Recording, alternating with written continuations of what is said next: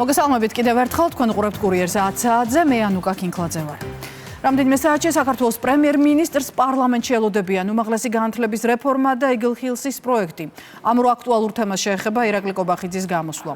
მთავრობის მეთაურის საკანონმდებლო ორგანოში ინტერპელაციის წესით ქართულმა ოცნებამ მიიწვია. კობახიძე დასმულ შეკითხვებსაც უპასუხებს, რის შემდეგაც რეგლამენტით გათვალისწინებულია დებატები და სიტყვით გამოსვლები.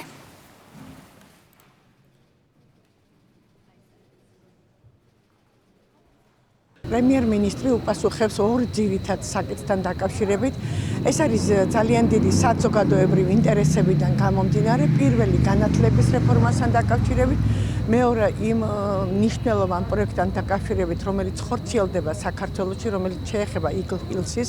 ეს პროექტი არის, რა თქმა უნდა, უპრეცედენტო და ამ პერიოდის განმავლობაში ძალიან ბევრი კითხვაზე იქნა გაცემული პასუხი, მაგრამ პრემიერ-მინისტრი კონკრეტულად ყველა საკითხთან დაკავშირებით საზოგადოების ინტერესებიდან გამომდინარე ყველა კითხვასთან დაკავშირებით გასცემს კონკრეტულ პასუხს. მნიშვნელოვან ინვესტიციას გამოუჩნდნენ უკვე მტრები, ესენი არიან რადიკალი პოლიტიკური ჯგუფები, ძირითადად რომლებიც ცდილობენ, რომ ამ თემაზე, რომელიც საზოგადოებისთვის არის ძალიან მნიშვნელოვანი და სენსიტიური, ამ თემაზე პოლიტიკურ манипулირებას ჩვენ კიდევ ერთხელ მოვისმენთ პრემიერის მხრიდან ამომწურავ პასუხებს იმასთან დაკავშირებით, რაც საზოგადოებას აინტერესებს და რაც საზოგადოებისთვის ძალიან მნიშვნელოვანია. ევროკავშირის მართლმსაჯულების სასამართლოს მიერ მიღებული გადაწყვეტილება ერთი სქესის მოქალაქეებთან დაკავშირებით ამ დრომდე განხილვის თემაა ქართველ პოლიტიკოსებს შორის. მართლგუნდში ამბობენ, რომ მათი პროგნოზი გამართლდა და ევროკავშირის სახელმწიფოებს უკვე ავალდებულებს ერთნაირსქესიანთა ურთიერთობა დააკანონოს. ევროკავშირის მართლმსაჯულების სასამართლოს დადგენილებით ევროკავშირის ქვეყნებმა უნდა აღიარონ ერთნაირსქესის მოქალაქეებს შორის ქორწინება, რომელიც კანონიერად არის გაფორმებული სხვა წევრ სახელმწიფოში. კერძოდ, სასამართლო განიხილავდა პოლონეთის შემთხვევას, რომელმაც არ აღიარა საკუთარი ქვეყნის ორი მოქალაქის მიერ გერმანიაში გაფორმებული ქორწინება და დაადგინა, რომ ვარშავას გადაწყვეტილება არასწორია. ჩვენ ვამბობდით, რომ ევრობიუროკრატია მოვიდოდა დრო და ყველა წევრ-ქვეყანას დაავალდებულებდა, რომ ერთსქესიანთა ქორწინება ყოფილიყო სავალდებულო. თორსა ჩვენ გვეუბნებოდნენ, რომ ვინ გაძალებთ, რომ ერთსქესიანთა ქორწინება დაკანონდეს და ასე შემდგომ. ეხლა რაღაც იტყვიან, როცა ევრობიუროკრატიამ მართლმსაჯულებამ პირდაპირ დაავალა წევრ სახელმწიფოებს, რომ ოჯახად მიიღონ ერთნაირსქესიანი ადამიანების დაქორწინება. ეს არის ზუსტად ის რეალობა, რა რეალობასაც ჩვენ არასოდეს საქართველოში არ მივიღებთ. როგორ იქნება მოსამართლის ვერდიქტი? ნიკა მელიას სასამართლოს უპატივცემულობის ეპიზოდზე გადაწყვეტილება დღეს უნდა გამოცხადდეს. ხტომას ბრალდებულიც დაესწრება. საქმე ეხება 30 მაისს გამართულ პროცესს, სადაც კოალიცია ცვლილებებისთვის ლიდერს პარლამენტის დროებითი საგამოძიებო კომისიაზე გამოუცხადებლობის გამო მოსამართლემ 8 თვით პატიმრობა შეუფარდა. გადაწყვეტილების კითხვის დროს მოსამართლე ზვიად შვანგირაძეს მელიამ წყალი შეასხა. აღნიშნული ქმედებისთვის გათვალისწინებულია 2 წლამდე თავისუფლების აღკვეთა.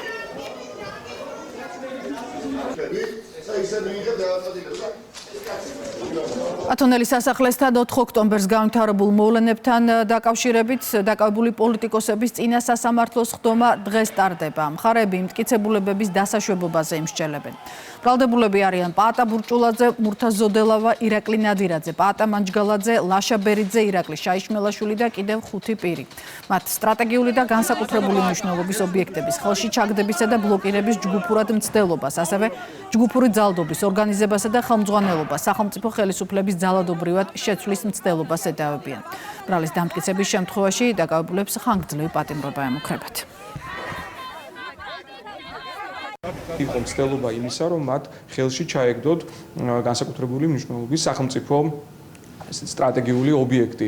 რა თქმა უნდა, ამ ყველაფერს ყავდა თავისი ორგანიზატორთა ჯგუფი და ძალიან მნიშვნელოვანია, რომ მართლმსაჯულების წინაშე მოხდეს მათი წარდგომა ამ თვალსაზრისით და მათ შესაბამის ქმედებებს მიეცეს სამართლებრივი შეფასება, რაც დარწმუნებული ვართ, რომ მოხდება კიდეც სამართლიანი სასამართლოს პირობებში. შეერთებულმა შტატებმა და უკრაინამ სამშვიდობო გეგმაში წაყენებულ უმეტეს საკითხზე კონსენსუსს მიაღწიეს. ინფორმაცია CNN-მა გაავრცელა. წყაროებზე დაყრდნობით მედია წერს, რომ შეუთანხმებელი მხოლოდ 3 პუნქტი რჩება. მათ შორის უნდა დათმოს თუ არა უკრაინამ ის რეგიონები, რომლის ანექსიაც რუსეთმა განახორციელა, თუმცა ამ დრომდე სრულად არ დაუკავებია. ცნობილია ისიც, რომ ტრამპის 28 პუნქტიან სამშვიდობო გეგმაში 19 დარჩა. Financial Times წერს, რომ უკრაინა სავარაუდოდ ჯარისკაცების რაოდენობის შემცირებას დათანხმდება. ტრამპის გეგმასთან დაკავშირებით ევროპაში მსურველთა კოალიციის შეხვედრა შედგა. კოალიცია კიევის მხარდაჭერასა და მოსკოვზე ზეწოლის გაგრძელებაზე შეთანხმდა. გამოქვეყნებულ განცხადებაში წერია, რომ ნებისმიერმა სამშვიდობო გადაწყვეტილებამ უკრაინის სუვერენიტეტი უნდა უზრუნველყოს. ბრიტანეთის პრემიერმა უკრაინაში მშვიდობის დამყარების 4 პირობა დაასახელა: სუვერენიტეტის შენარჩუნება, თავდაცვის უნარიანობა, უკრაინის მომავალთან დაკავშირებული საკითხების თავად კიევის მიერ გადაწყვეტაა და ბოლო ნატოსთან და ევროკავშირთან მიმართებით თემები ალიანსის ქვეყნებთან შეთანხმდეს. საფრანგეთის პრეზიდენტი ამბობს, რომ დადგა გადამწყვეტი მომენტი და არსებობს შანსი, რომ მშვიდობისკენ მიმავალ გზაზე რეალურ პროგრესს მიაღწიონ. მაკრონის მტკიცებით, კარგი მშვიდობის პირობა არის ძალიან მყარი უსაფრთხოების გარანტიები და არა გარანტიები ქაღალდზე. ამერიკის სამშვიდობო გეგმის დეტალების განსახილულად ტრამპის სპეციალური წარმომადგენელი სტივ უიტკოფი ვლადიმერ პუტინთან შესახვედრად მოსკოვში მომავალ კვირას გაემგზავრება. Air Force One-ის ბორდზე ჟურნალისტებთან საუბრის დროს ტრამპმა არ გამორიცხა, რომ შეხვედრას მისი სიძე ჯარედ კუშნერიც დაესწროს. მან უპასუხა ომის დასრულების ვადებთან დაკავშირებით დასმულ შეკითხვას. ამავე თემაზე ტრამპმა პოსტი სოციალურ ქსელშიც გამოაქვეყნა. ის ამბობს, რომ გეგმა დაკორექტირდა, მასში ორივე მხარის დამატებითი შეთავაზებები შევიდა და რომ შესანთანხმებლად მხოლოდ რამდენიმე პუნქტი დარჩა. მე ბოლოვა და არ მაქვს ვადა მაშინ გავა, როდესაც ეს დასრულდება.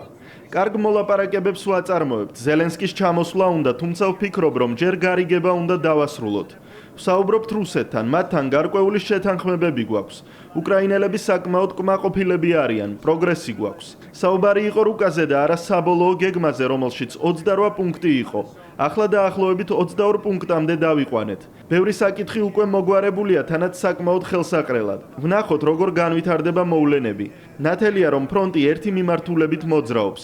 მიწის ნაწილი, რომელზეც საუბარი მიმდინარეობს, შესაძლოა რუსეთმა უახლოეს თვეებში ისედაც დაიკავოს. ღირს თუ არა კიდევ 50-60,000 ადამიანის სიცოცხლის გარისკვა. თუ სჯობს ახლა შეთანხმება. მიმდინარეობს მოლაპარაკებები და ცდილობენ შეთანხმებამდე მისვლას. საზღვარი ისე ვერ გადაკეთდება, რომ გზატკეცილს ან ქალაქის ცენტრს გადაუაროს. ეს არ იმუშავებს. ამასობაში კი ომი უკრაინაში გრძელდება. დარტყმის სამიზნე ზაპოროჟიე გახდა. ოკუპანტებმა ქალაქს რაკეტებით და დრონებით შეუტიეს. დაზიანებულია 7 მრავალსართულიანი კორპუსი. ამ დროისთვის არსებული ინფორმაციით დაშავდა 18 პირი. ზაპოროჟიაში სახანძრო სამაშველო ოპერაცია მიმდინარეობს. და კვლავ საქართველოს ხე-ტყის უკანონო მოპოვებისა და ტრანსპორტირების ფაქტი იმერეთში. ჭიათურაში ამოღებულია 3 კუბურ მეტრამდე წითელი ნუსხით დაცული წაბლის სახეობის ხის მასალა. გარემოს დამცველების განმარტებით საქმე სისხლის სამართლის დანაშაულის ნიშნებს შეიცავს. მანქანა დაილუქა, ხე-ტყე ჭიათურის საქმიან ეზოშია გადატანილი. სამართალ დამღვევა წითელი ნუსხით დაცული წაბლის სახეობის სამასალე მერქანი უკანონოდ მოიპოვა, რომლის ტრანსპორტირებასაც სახელმწიფო ნომრის გარეშე ავტოსატრანსპორტო საშუალებით ახორციელებდა. ნებისმიერ სამართალ დარღვევაზე გატარდება მკაცრი სანქციები. 5 მედალი ტაილანდურ კრივში ევროპის ჩემპიონატზე, 1 ოქრო, 1 ვერცხლი და 3 ბრინჯაო. საბერძნეთში წარმატებული გამოსვლის შემდეგ საქართველოს ნაკრები სამშობლოში დაბრუნდა. კონტინენტურ პირველობაზე ხანგრძლივი პაუზის შემდეგ ქართველი ფალავნები პირველად გამოვიდნენ.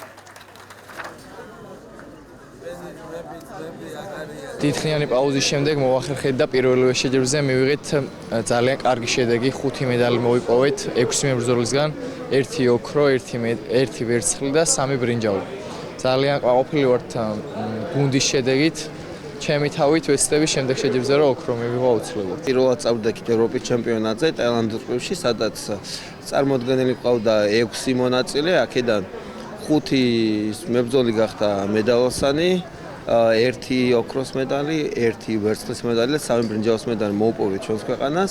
რითაც ძალიან გახარებულები ვართ და საომავლოდ კიდევ უფრო შედეგების გაუმჯობესებას ვაპირებთ.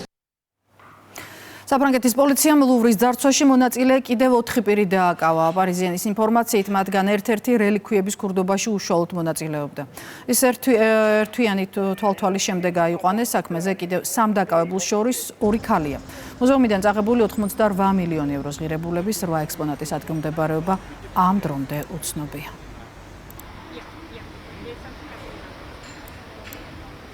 შეწყალებული ხართ უპირობოდ ამ სიტყვებით მიმართა დონალდ ტრამპმა ყველაზე იღბლიან ინდაურებს გობლსა და უოდლს. მადლიერების დღესთან დაკავშირებით მათი შეწყალების ტრადიციული ცერემონია თეთრი სახლის ეზოში გაიმართა. სიტყვით გამოსვლა ამერიკის პრეზიდენტმა ამჯერადაც მისი წინამორბედის კრიტიკით დაიწყო. ინდაურების შეწყალების ტრადიცია ოფიციალურად ამერიკაში 1947 წლიდან დამკვიდრდა, თუმცა არსებობს ვერსია, რომ პირველი პრეზიდენტი, ვინც ინდაურები შეიწყალა, აბრაამ ლინკოლნი იყო.